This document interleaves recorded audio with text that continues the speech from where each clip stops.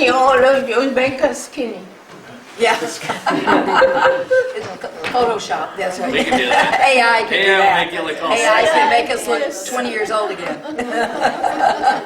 Not that I'd want to go through that again. Just take also picture. Yeah. عملنا على الضلة. Just add sexy.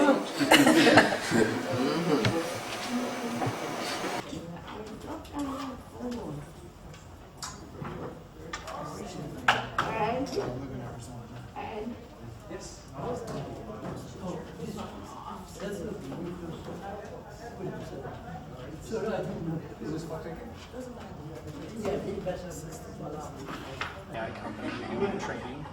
So everything I do is oriented towards founders and entrepreneurs. Really? Yes. Now I finalize. I say, what am I going to do?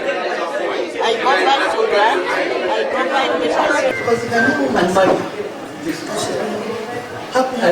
to This is Barry. Very awesome. Hi. My name is Mike. Nice to meet you. Gordon Albrecht. That's right. United Nations, you're the AI University. Thank you. Gotcha. Dr. Donnie Stewart. Okay, great. Nice to meet you. Nice to meet you. Thank you, everybody. Now we can. Nice to meet you, Sally. No. Okay, yeah, it's working.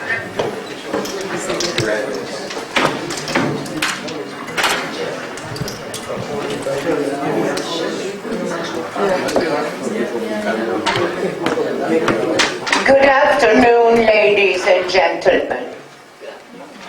My name is Sally Kader, Salwa. I would like to welcome each and every one of you for being here, joining our amazing panel. We have a subject that is unknown for most of us.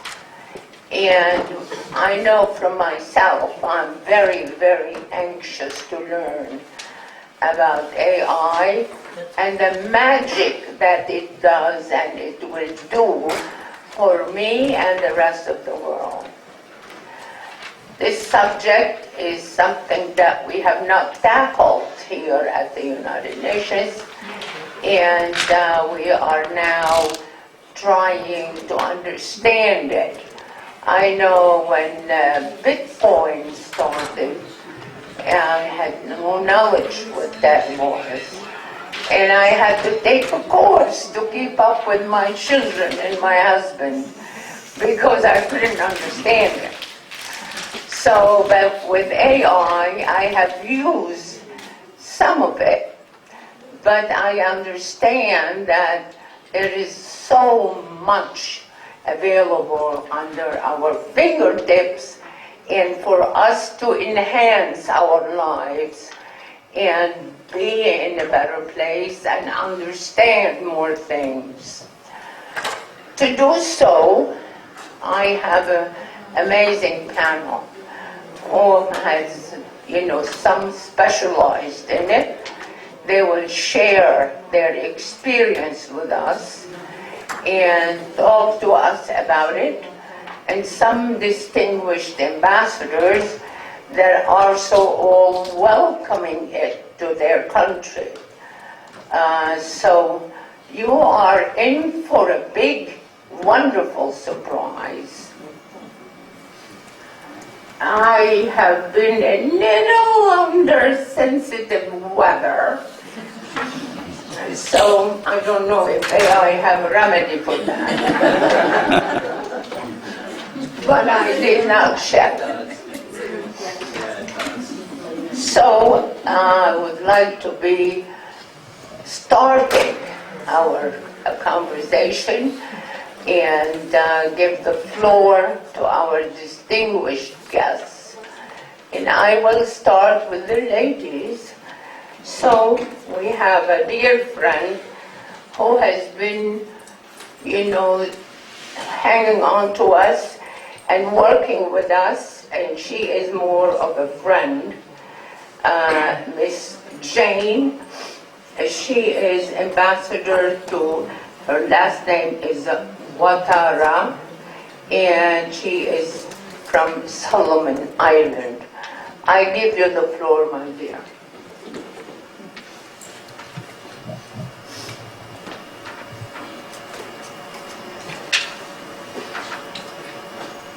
Excellencies, distinguished guests, ladies and gentlemen, it's an honor to be part of this very important conversation this afternoon, as the President Sally Kader has mentioned, and I wish to thank her as well and her team for organizing this very important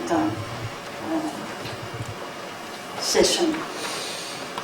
As we all know, the current AI era we live in is undoubtedly offers immense AI-driven opportunities, which is not only reshaping industries and economies, but also holding the potential to fundamentally shifting the landscape of gender equality and drive meaningful change.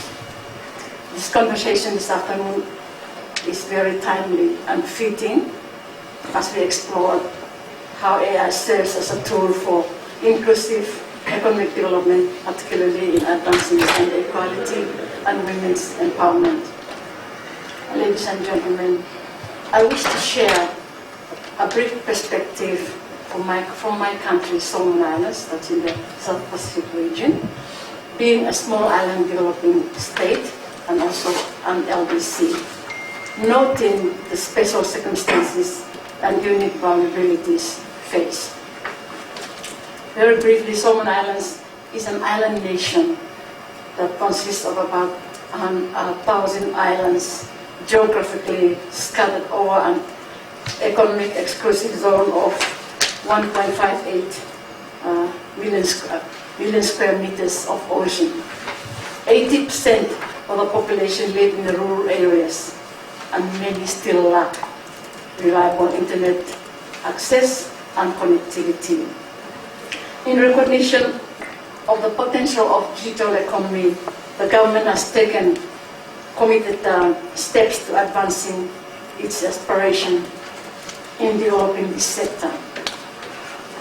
Though it is really at the startup stage, some important policy initiatives that were already established include the Solomon Islands National Broadband Strategy, the National Financial Inclusion Strategy, the Women's Economic Empowerment National Action Plan, and the National Women's Financial Inclusion Policy. These are but basic steps in the right direction. Like in any other countries, women in Solomon Islands are vital contributors to the economy, and yet they often face barriers that hinder their full participation. With the advancement of AI, there, I believe, exists potential for transformative changes, particularly in the areas of education and health sectors. For education, access to education and training at the secondary and tertiary school levels is often limited and expensive for rural women in the rural areas. And with an education system that has mass dropouts each year between the different tiers of the education levels, I believe the use of AI-powered platforms may offer opportunities that can help bridge the gap in education for women and girls, and also enhance access through online learning, resources necessary for knowledge and skills development. As for the delivery of, as for service delivery in the health sector, the use of inter-island shipping services is the main mode of transportation in Solomon Islands, and I'm sure in other island developing countries as well. However, with its vulnerability and the increasing impact of climate change, with frequent cyclones and highway swells, it often affects delivery of critical medical services to the rural areas due to bad weather conditions. Ladies and gentlemen, during such situations, rural patients, basically patients living in the rural area, are often disadvantaged or deprived of accessing proper health services, especially during severe health complication cases. And one example I would like to make reference to is when a mother is giving birth. Too often cases of death that could have been prevented if there are other available options. The use of AI-powered telehealth facilities could enhance better delivery of life-saving healthcare services to women in remote areas and indeed save lives. Such an opportunity will also enable mothers and caregivers to have reliable access to quality medical advice and resources that were previously out of reach. As for business development, AI-driven platform stands to offer women entrepreneurs great opportunities for mentorship and training that will enable them to expand and access markets beyond their immediate communities and even internationally.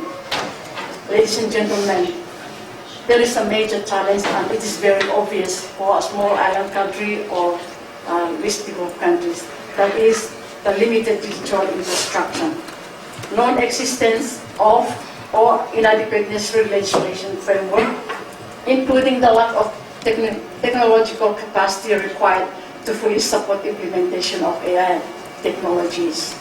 Furthermore, investments towards bridging the digital divide must be accelerated to ensure the full benefits of AI are realized.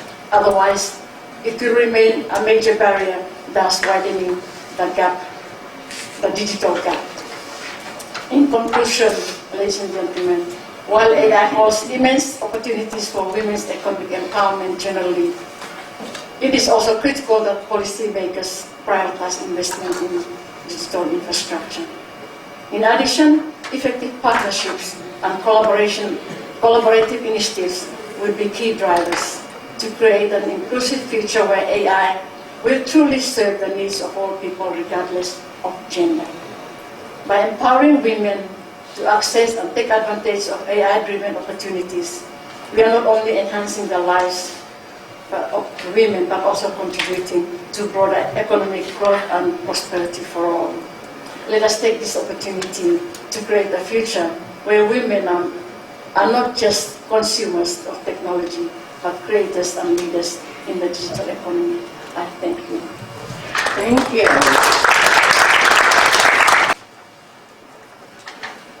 Thank you, my dear Jane. Thank you so much. We learned more than what we know before, or knew before.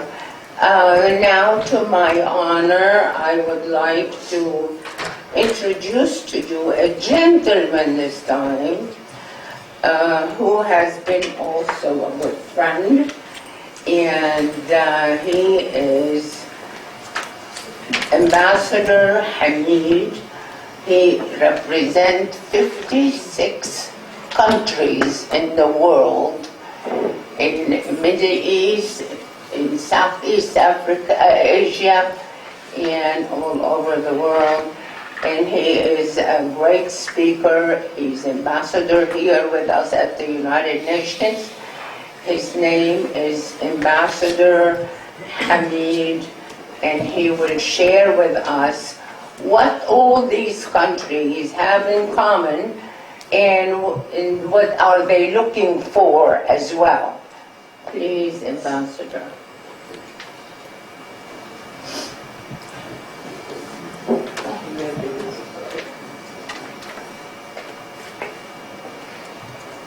Thank you very much, Madam Moderator and honorable panelists, distinguished audience. I have the honor to welcome you on behalf of the Organizing International Federation for Peace and Sustainable Development to this high-level expert panel, and also to exchange some views about what we are doing within the 57 member states of the OIC.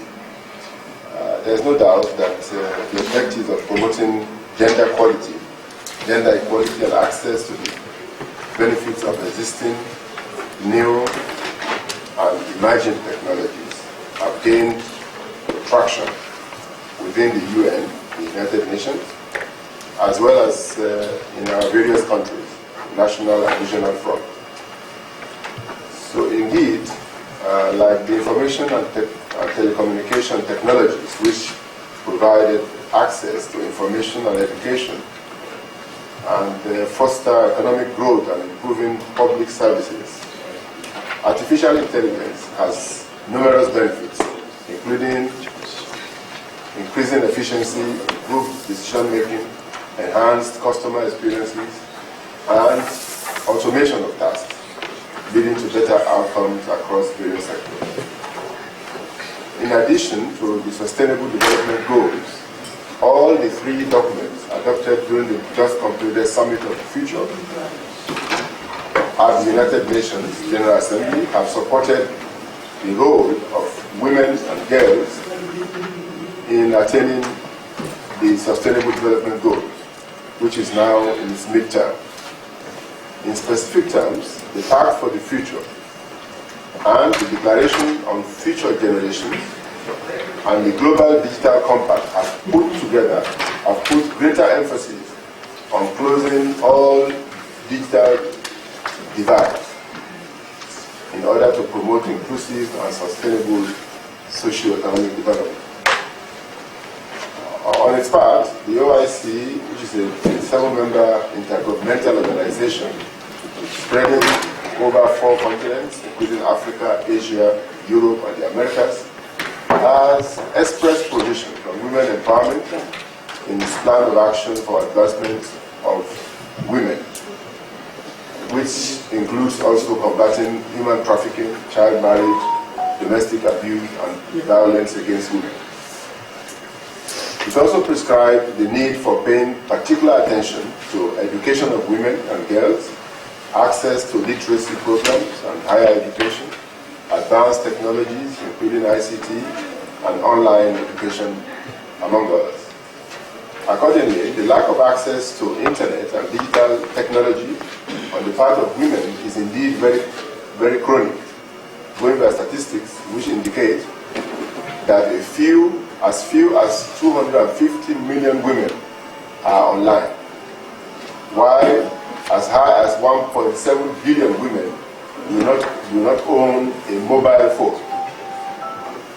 In the artificial intelligence workforce, the digital divide between them and women has widened, with men accounting for 71%, while women account for only 29%. On financial inclusion of women, it is said that a total of 742 million women worldwide are financially excluded.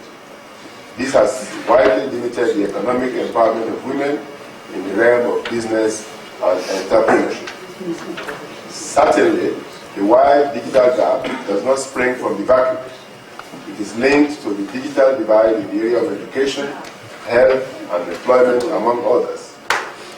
For example, access to education by women in the OIC member states was as low as 69%, while about 80.7% of men were literate by 2016. In its OIC Women and Development Report 2018, 18% of girls of primary age were out of school, while 23% of girls of secondary school age were not in school. With regard to entrepreneurship and access to employment, the report puts women participation at 38.1% in 2017, up from 36.3% in 2008. Other reasons for employment gap was limited access to finance and bureaucratic hurdles within the National Assembly. This is in addition to the fact that most of the employment areas in which women are controlling were only in the lower rural and self-employment categories. In this regard, the need to accelerate economic empowerment of women is most urgent. 30 years after the Beijing Declaration and Platform of Action, the call for increased access of women to new technologies has increased in intensity. This panel discussion should also add its voice to the numerous actions by the United Nations and other international organizations, which is manifested in the increasing advocacy for access by women to managerial positions and higher political leadership. Above all, the adoption of the Global Digital Compact at the UNHQ 79 last year is a way of accelerating progress towards women digital empowerment. On their part, most countries have developed affirmative actions aimed at increasing the number of women in the parliament and senior executive positions in public and private sectors. So therefore, this panel may need to recommend actions by national and international organizations to implement these new policy instruments of the United Nations so as to build on the progress so far realized in the empowerment and development of women through increased access to ICT and artificial intelligence. Finally, efforts should also be intensified to mobilize and encourage civil society organizations, local governments, captains of the industry, and the organized private sector for increased action on bridging the digital divide with regard to access to AI, financial inclusion, and access to managerial opportunities, among others. So I wish this session to resound in success. Thank you, Ambassador. That was very enlightening. I learned a lot because I had no idea the numbers that you had mentioned. It is mind-boggling. Thank you so much for sharing with us. Thank you. Also have friendship, and I admire. Their past president was a woman, and she was a good and close friend. So, and thank you for coming at such a short notice. It's Ambassador Dr. Shinyeri Monomisi, Governance and Inclusive Sustainable Development. Having worked as a civil servant with the Malawi government and the United Nations, she has contributed to the transformation of governance in Malawi and globally, including digitalizing democracy, consolidation, peace building, and evidence-based development planning. Her research and data analysis skills enabled her to champion the development of innovative data platform for conflict prevention. She also championed the introduction of sense-making and portfolio approaches as tools for development systems transformation. Please welcome with me, there's a lot to tell you, but I would like to hear it from her. Welcome with me, Ambassador Shinyeri. Thank you very much. Thank you very much, Sally, for that, and thank you for inviting me. And I'm glad to join you all in this very important discussion, because AI indeed is very new, and particularly we need to look at how it is impacting on women. At the outset, so AI is here to stay, certainly it's here to stay, whether we like it or not. Currently the world is experiencing digital divide by gender and geopolitical economy. This divide became apparent during COVID, when communities were not connected, and women and girls became victims socially and economically. In Malawi, 40,000 girls became pregnant within a very short time, less than 3 months. The time there was closed down of schools, the markets were closed, so households suffered to make any income and make any ends meet. No smartphones for any connection out there. And most of our people live very far in rural areas where roads are not even there. So AI therefore indeed can support female entrepreneurs, or even those who want to become business people, promote equal opportunities and enhance financial inclusion for Malawi. And I will focus on our experience on how maybe AI can help with entrepreneurship and employment, particularly payment, financial inclusion, and literacy. That's the main part where we have had experience more. And entrepreneurship, I'll just touch a little bit. So digitalization in Malawi has emerged as a game changer, ensuring that social protection, which is the, and I think we are all aware, social protection or through cash transfer, we are supporting the most vulnerable populations by providing cash. So that is, oh sorry. Oh, it's not working. It was working earlier. Thank you very much. So it is, digitalization is a tool that, if harnessed well, can dismantle traditional barriers that have excluded women from financial and economic systems. For instance, over 60% of beneficiaries of social cash transfer in Malawi expressed high satisfaction with the transition to electrical payment, because previously it was all manual payment and people had to move to every household. At the same time, 62% of cases recorded at the call center related to e-payment issues, such as PIN resets and SIM card changes and debit and card replacements, indicating that while beneficiaries face challenges in navigating the system, they are actively engaging with the digital financial infrastructure and seeking assistance when needed. The high volume of inquiries suggests that a growing familiarity with e-payment systems, particularly among women, who make up the majority of the recipients. This demonstrates that women are not only adapting to digital financial services, but are also utilizing available support systems, reinforcing their inclusion in Malawi's evolving digital economy. We are seeing a shift where women are no longer just the recipients of aid, but active participants in their economic empowerment and economic activities of the country, all because of the integration of mobile money and digital financial services into social protection.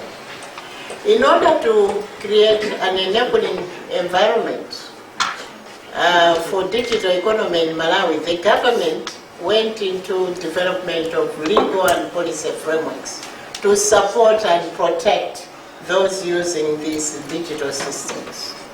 Therefore, Malawi has developed and has enacted the Data Privacy Act, and also we have a digital economy strategy that guides on how various financial systems and every institution, whether private or public, does go into digital economy. And also we are in the process of finalizing the cyber security policy that will really be protecting any of the payments. Now, what challenges do we have? One, availability and affordability of smartphones. You know, for any e-payment or financial payment, you need smartphones. And they are not available much. They are very expensive. And probably a solution would be to really locally assemble smartphones or even produce them locally. Even access to digital technology is a problem. We are very far from that. Two, connectivity infrastructure in remote areas. As I mentioned, our remote areas are not reachable, and then connectivity is a problem. And I mentioned during COVID, our rural populations, which are 80%, were completely delinked from the central government because of no connectivity infrastructure, no connectivity digital gadgets like the technology, and also digital and financial literacy is really low. Our people, even if they have a smartphone, they need to know what to do when you talk about apps, when you talk about this and that, how to do the pins, and I've mentioned earlier on they were going back to say, can you help me with the pin change? So digital literacy as well as financial literacy. And AI being new, the policy environment still needs to be reviewed to protect people, because people now, in our case in Malawi, prisoners are stealing from people. They call once they are in prison and they pretend to be the mobile money payers and say that, you know, you've received this money, can you send this for you to get this money? And they've been stealing billions. So we need to protect them with the appropriate legal and policy frameworks. So what you see with all these challenges and with all these opportunities of economically empowering women through digital, what we need are finances. So financing of digital technology, digital transfer, digital transformation is key. And for those of us who will be speaking at the Financing for Development Conference, the upcoming one, I think this is an area that we really need to make sure that those who have the money can really look at. Even private sector, we need to make sure that we have private sector or private capital investment. I thank you for listening.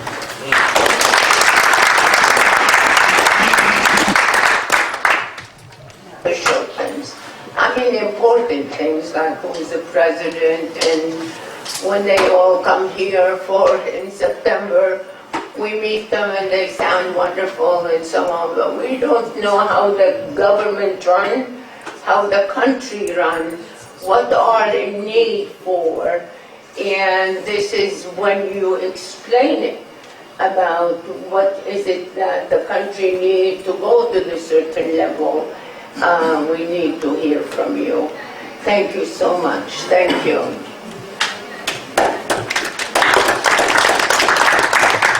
Distinguished man that we would like to introduce to you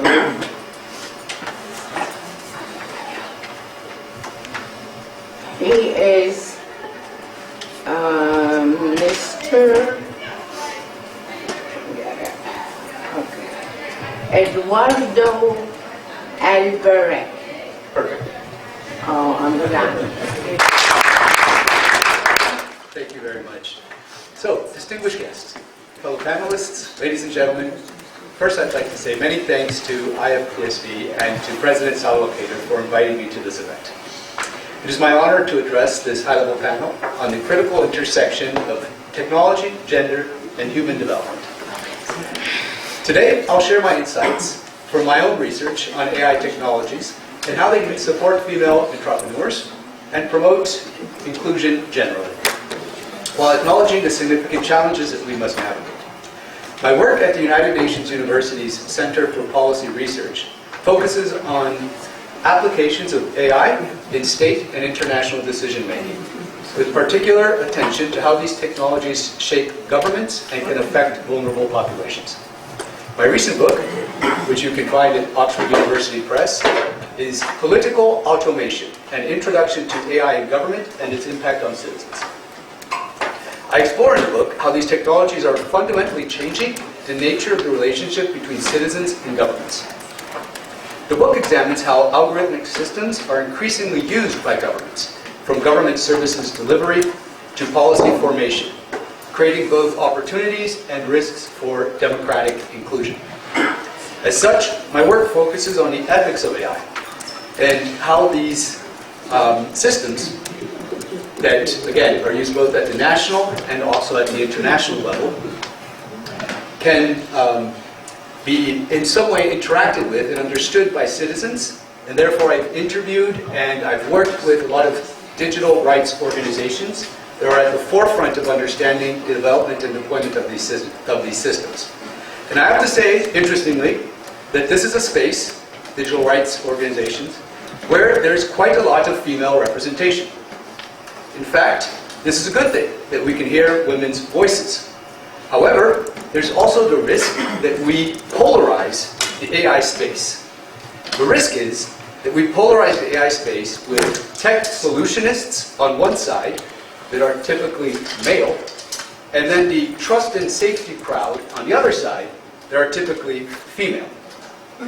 We need to balance this out, I argue, like we did with STEM in universities.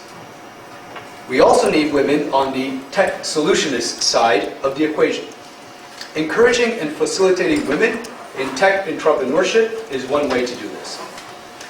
I have co-founded 3 AI tech companies. In all 3 cases, I made sure we had a female co-founder. I have found that not only is this reasonable per se, but it actually helps bring the startup to success.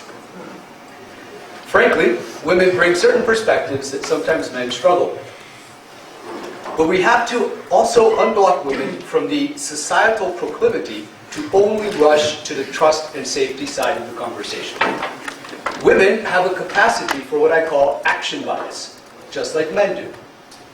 We need to foster that action bias in women. As the father of an 11-year-old girl, I know it's not a hard thing to do. But it does require enacting policies that address barriers women face to capital, markets, and networks.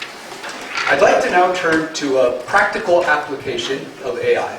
But first I want to bring the question to all of you.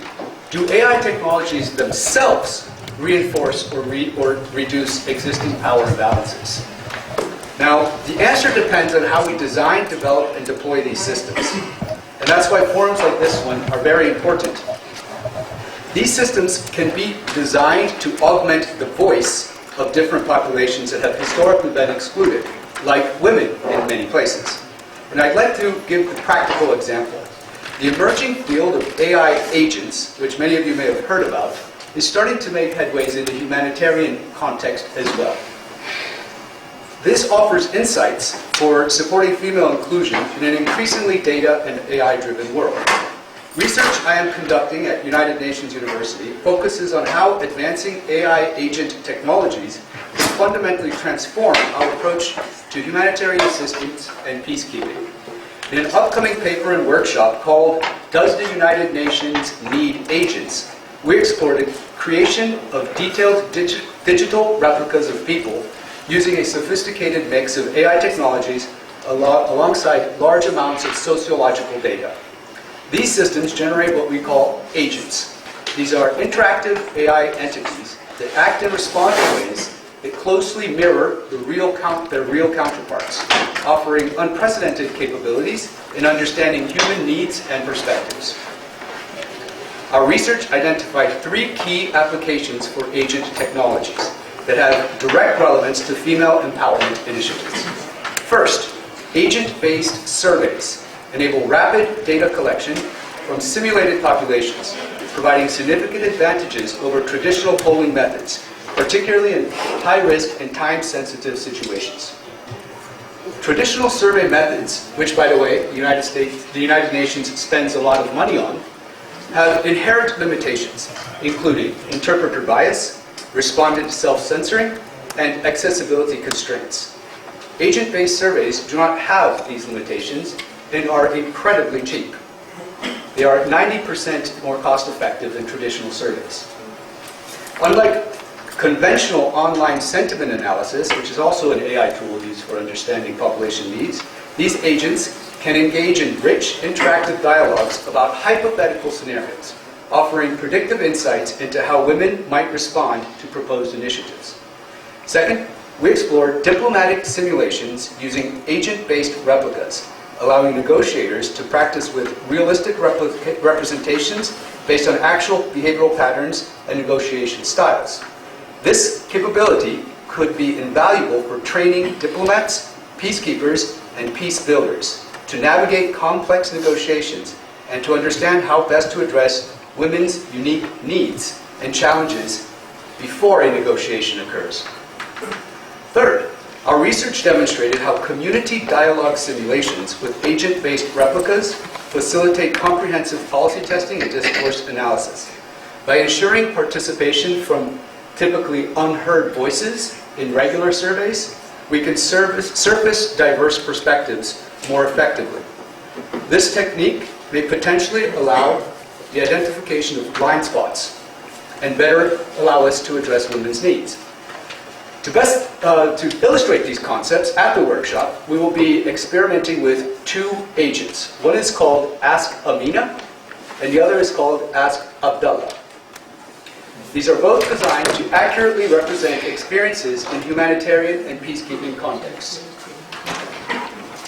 Amina was created to represent a refugee living in a camp in Chad, fleeing the situation in Darfur.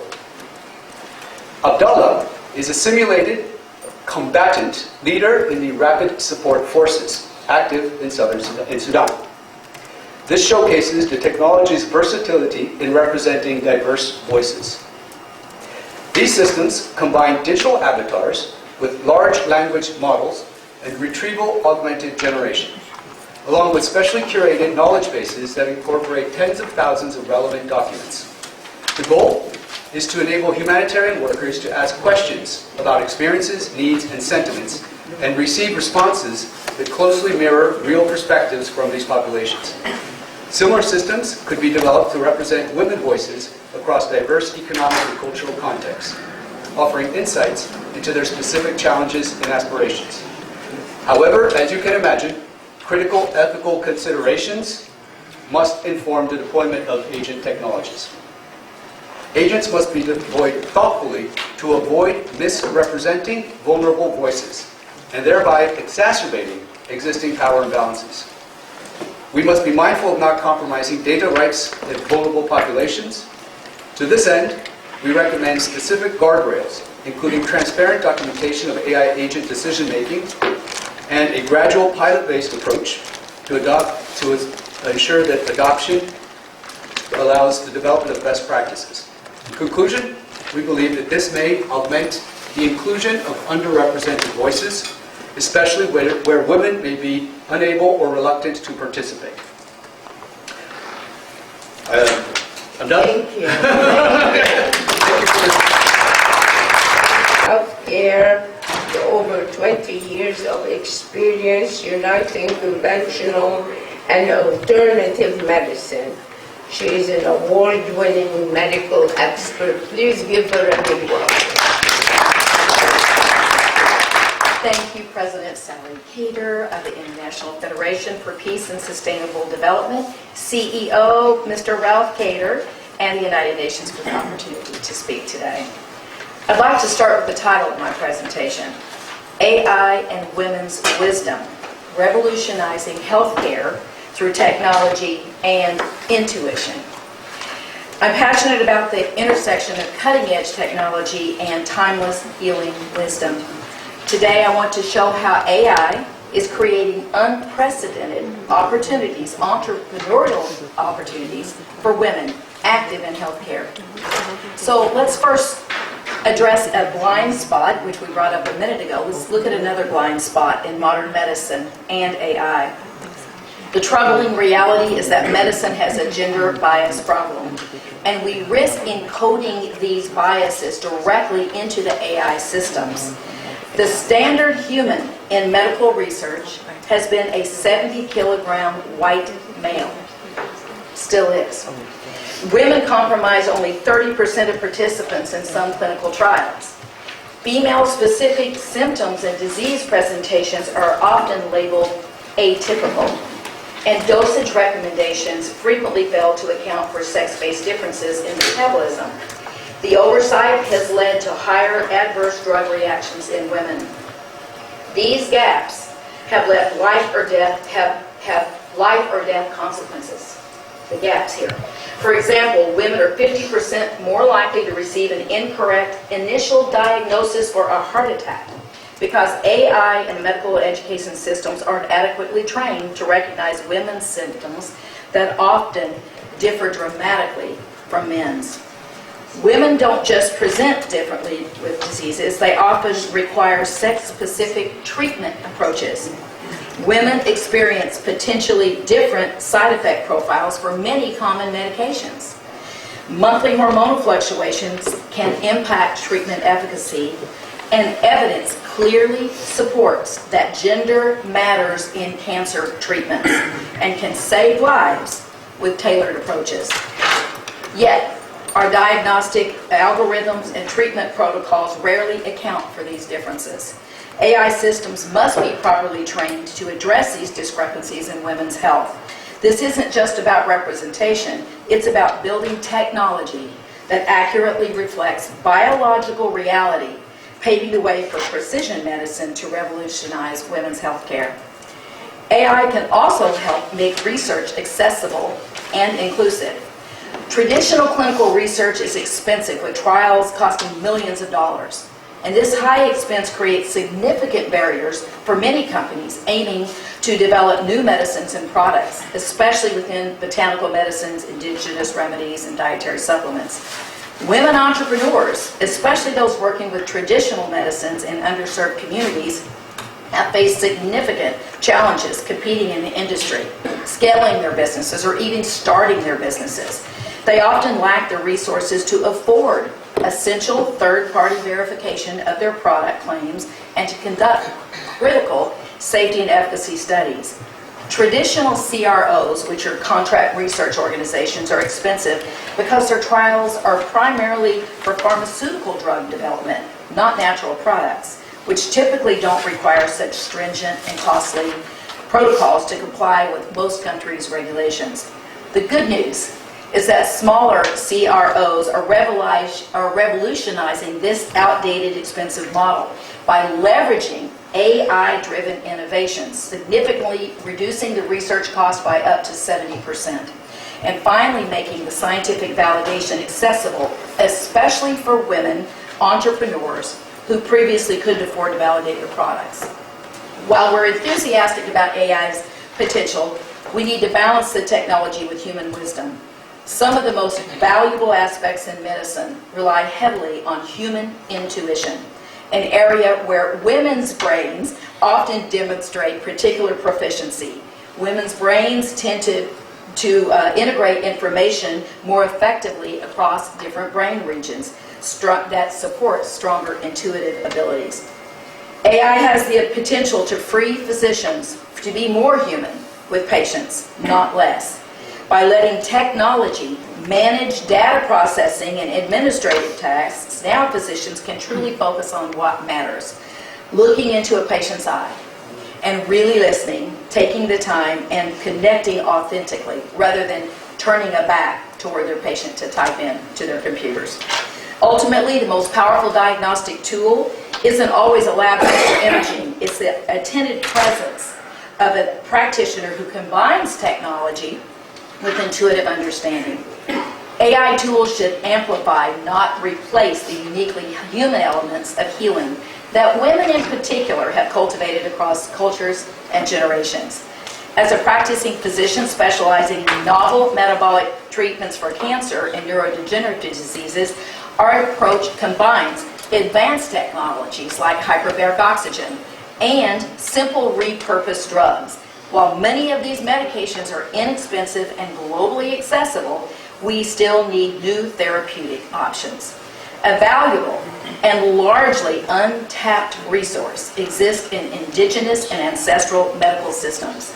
These represent some of humanity's oldest clinical data sets, knowledge that's been refined through millennia of careful observation and practical experience. What many people don't realize is that the majority of pharmaceutical medicines were either discovered from plants or they're an analog from the plant compound. For instance, up to 50% of currently approved drugs over the past few decades have been derived from natural products, including some of the top-selling prescription drugs. And remarkably, scientists estimate that we've only explored less than 15% of the world's plant species for medicinal properties. Nature has countless medicines waiting to be discovered, compounds that could address some of our most pressing health challenges. For example, in Malawi, an estimated 80%, my understanding, correct me if I'm wrong, but 80% of the population utilizes traditional healers and medicine. They have extensive ethnobotanical knowledge about medicinal plants, and utilize various herbs, including some for treating cancer. Within the OIC, Nigeria is renowned for its rich biodiversity and traditional knowledge and countless contributions to the global herbal medicine market. What other hidden medicines might be flourishing in the Solomon Islands, home to thousands of plant species still undiscovered by Western medicine? For Sally's foundation, it's the Sam Kader Foundation for MRSA. It's a perfect example of amazing people supporting a mission that's looking for funding to support research for new medicines for a deadly disease. MRSA, by definition, meth-resistant, antibiotic-resistant. We don't have medicines that are working well for this. So, what do we do? What do we look at? I say this, look at other cultures, many cultures, because women have been the primary guardians for this botanical knowledge. Yet these wisdom traditions face twin threats: cultural erasure driven by globalization and exploitation through biopiracy. But thoughtfully integrating AI can make scientific validation accessible and economically viable, benefiting communities and with limited healthcare resources and protecting the integrity of the traditional medicines.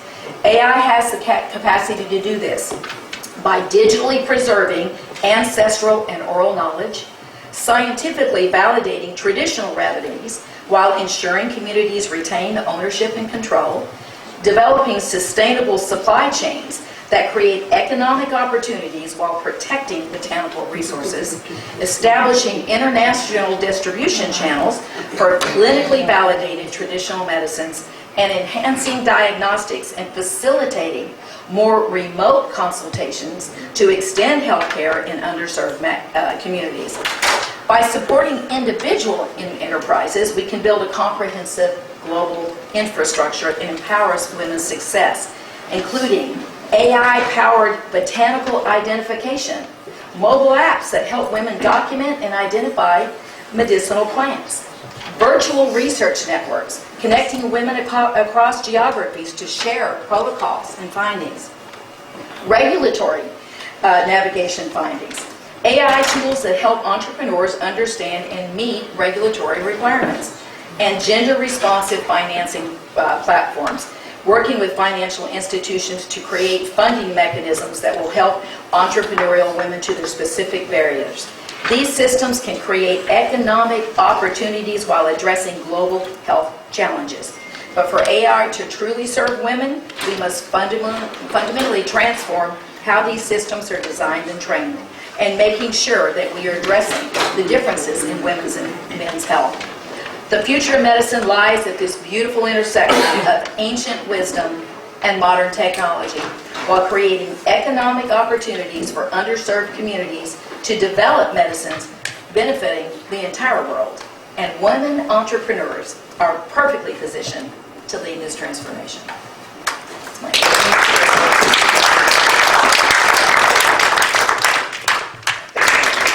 So first, thank you to President Sala and Ralph Kader and the entire United Nations community for creating this space and this essential conversation. So today, you'll experience practical ways we can immediately empower female entrepreneurs worldwide, particularly those who have historically faced barriers to global economic participation with AI.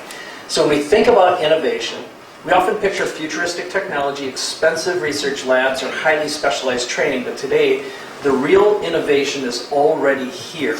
It's accessible and it is free.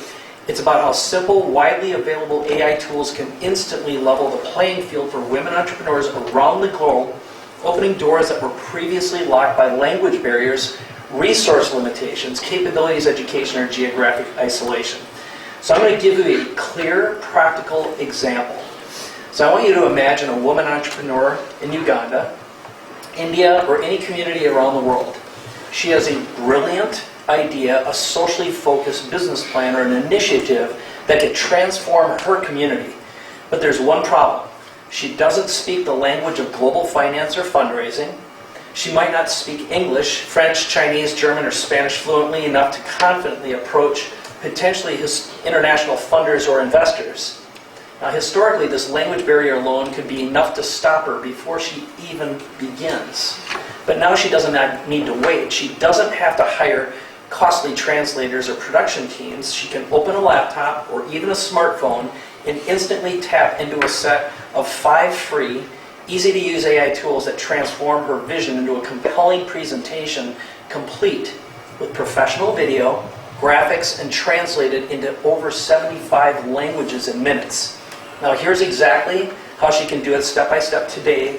And by the way, I have no affiliation or association with any of these products. So first, she can use ChatGPT to generate a compelling professional proposal or business plan just from a conversation instantly, clearly articulating her vision in persuasive terms.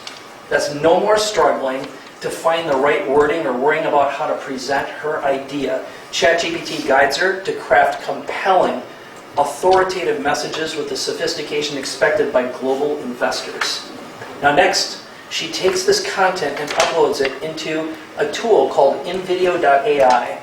In less than 5 minutes, she has a fully produced, commercially quality video. And InVideo generates the imagery, a voiceover, synthetic video that looks absolutely real and adds background music and creates an engaging story.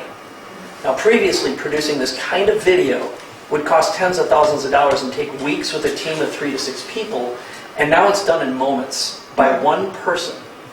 Now then, she uploads her video into a tool called HeyGen, Haygen, and instantly her story can speak the language of global finance. Over 75 languages are supported right now. So that's French, English, Spanish, Chinese, German, Arabic, or any language spoken in the boardrooms of potential funders worldwide. Now, the power of her story is no longer constrained by language or geography. It's her face and voice with perfect intonation synchronized to her mouth movements in any language.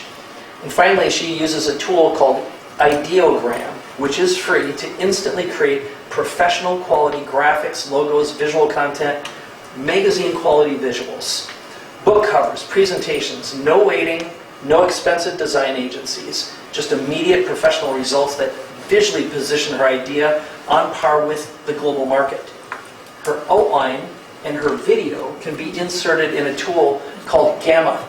It's a tool that creates entire PowerPoint presentations and websites with the graphics, the text, and forms in less than 2 minutes.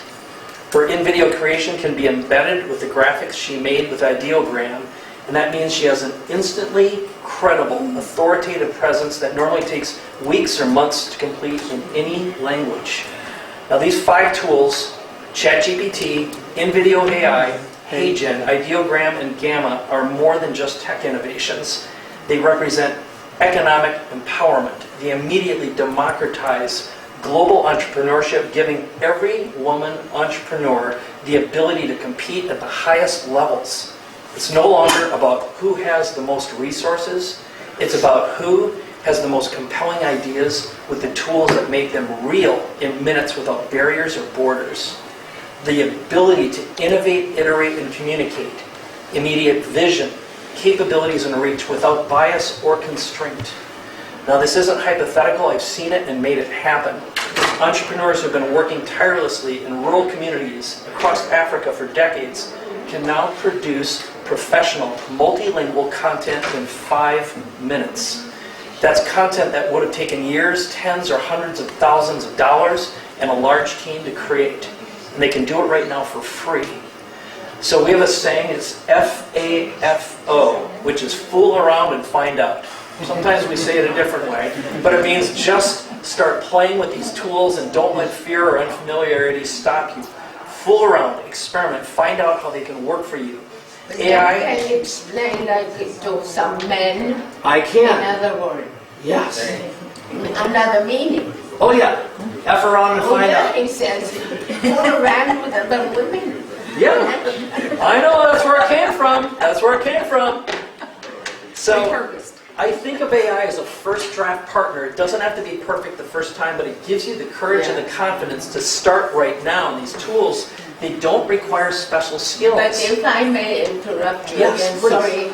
I use that, but It depends on how you chat with it. What is the question? Because sometimes I get something else. That's right. It's a little language, but you learn it interactively. It's just a conversation, and it becomes natural and familiar, just like a baby learns a new language. We have the capacity, all of us. So the vision. Our time? Yes. Will it listen to our time? Yes. Okay. Yes, it will. So think about it. What would the world look like if every woman entrepreneur could instantly communicate her vision regardless of language or resources? How many more transformative ideas could come to life, and how much faster could we achieve our shared goals of gender equality, poverty alleviation, and sustainable development? And AI has the capacity to create abundance and hope by multiplying our superpowers and augmenting our shortcomings and weaknesses with greater capabilities. So we don't need permission or a perfect plan. We already have the tools. They're here. They're improving every single day, every week. And they're accessible right now, and many don't even know they exist. So instead of mindlessly scrolling through endless Instagram or TikTok posts, which happens in our homes, it happens outside in the visible world, we could take the same time and make change. So the vision is to ensure every female entrepreneur knows they can compete globally, immediately and effectively, regardless of where she is, the language she speaks, or how much money she has. So my name is Mike Koenigs, and I believe AI-enhanced entrepreneurship is an international language of peace and prosperity anyone can learn to speak in minutes, not years. Right, thank you. Many, all of you make us skinny. Yes. Photoshop, that's right. They can do that. AI can do AI will that. make you look all AI sexy. can make us look 20 years old again. Not that I'd want to go through that again. Just take closer picture. Yeah. I'm in there on umbrella. Just add sexy. Okay, beautiful.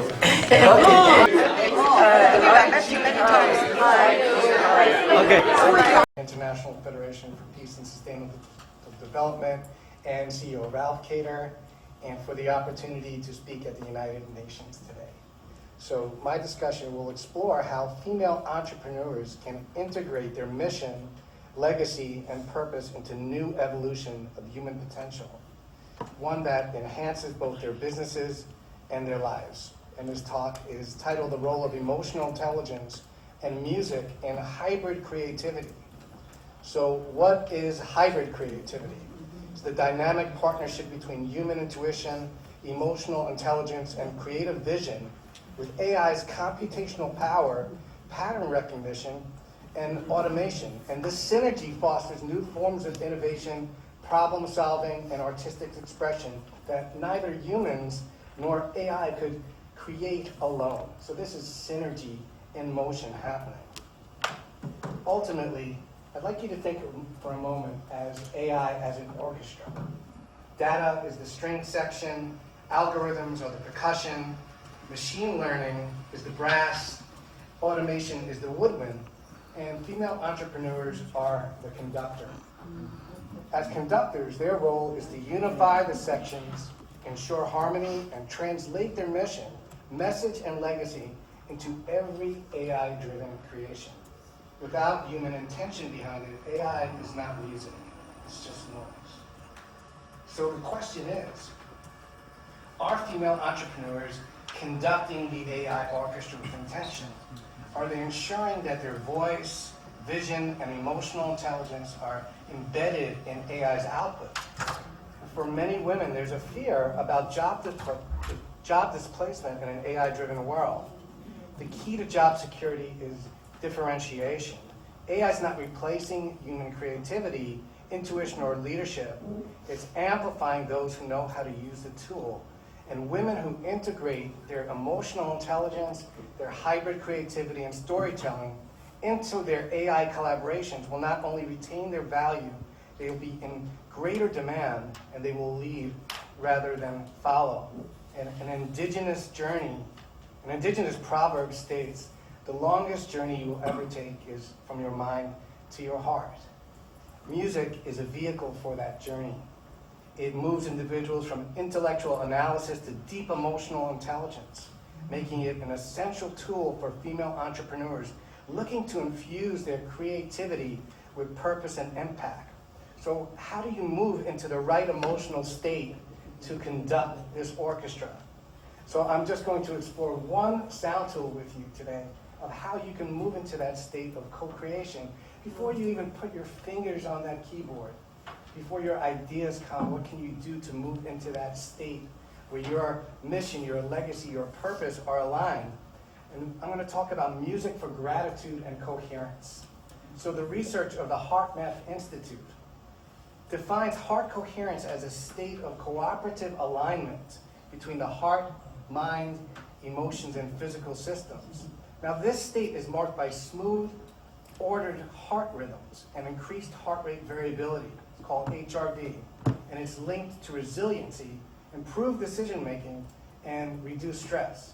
Of course, I know most female entrepreneurs don't really have stress, right?